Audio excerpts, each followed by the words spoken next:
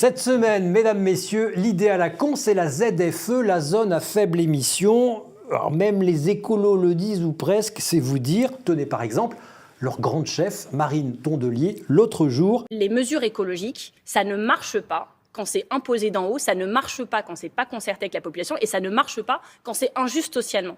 Et dans les ZFE, malheureusement, on a eu la combinaison des trois. Alors évidemment, elle ne dit pas que c'est une idée à la con, mais que les ZFE, ce n'est ni fait ni à faire, faute de concertation.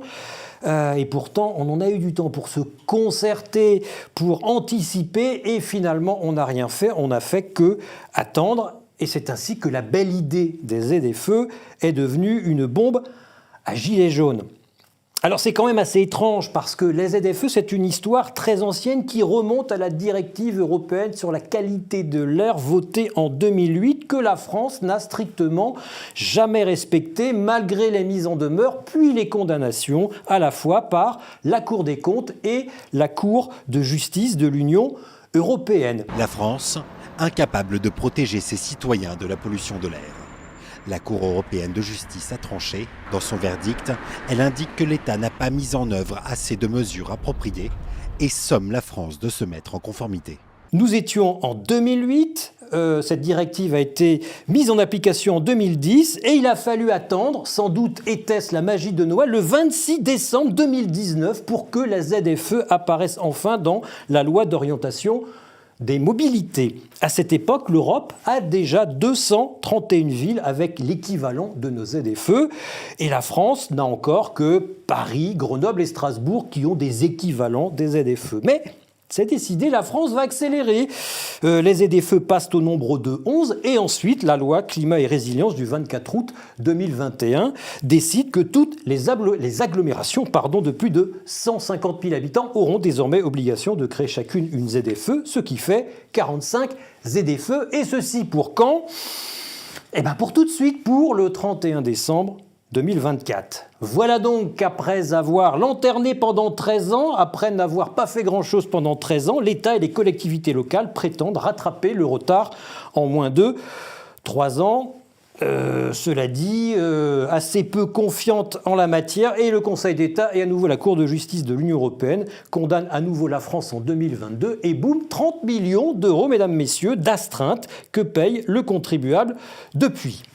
Alors aujourd'hui, tout le monde se réveille, l'État et les élus locaux, et c'est très douloureux. On avait du temps pour se préparer, on ne l'a pas fait. Tout le monde a peur. Comment faire en 3 ans ce que d'autres pays, encore une fois, ont mis 10 ans, 15 ans à faire avec force, pédagogie, vulgarisation et beaucoup de concertation. Comment faire alors que l'essence et la vie quotidienne n'ont jamais été aussi coûteux ? Comment faire pour que les gens changent leurs véhicules les plus polluants, les critères 3, 4 et 5, qui constituent 37% du parc automobile roulant en France actuellement, un taux qui est encore plus important dans les villes les plus pauvres, parce que quand on n'a pas d'argent, on n'a pas la chance de pouvoir rouler dans un véhicule propre, et quand on n'a pas d'argent, le budget consacré à la bagnole est le plus important.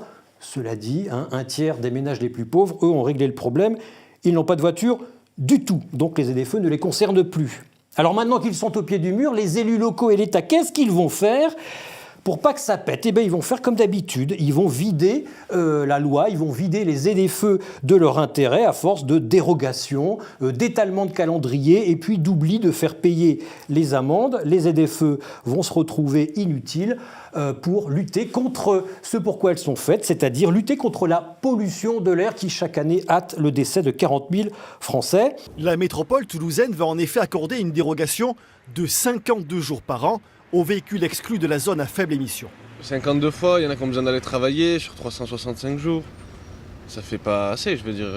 Et non, monsieur, ces 52 jours sont surtout destinés à ceux que l'on appelle les petits rouleurs. Ceux qui viennent faire du shopping à Toulouse ou rendre visite à leur vieille tante une fois par semaine. Mais pour cela, ils devront à chaque fois remplir une autorisation. Et puis, l'autre outil que vont utiliser les élus locaux et l'État, c'est aider les gens à acheter un véhicule électrique.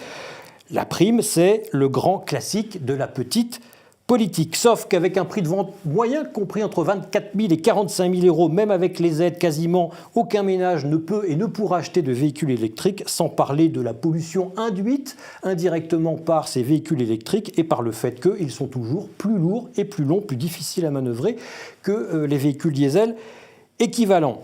Cela dit, avec ces primes, on va au moins faire marcher le commerce, c'est le but, et surtout, c'est l'autre but, on évite de se poser la bonne question, pourquoi a-t-on autant besoin de la voiture ?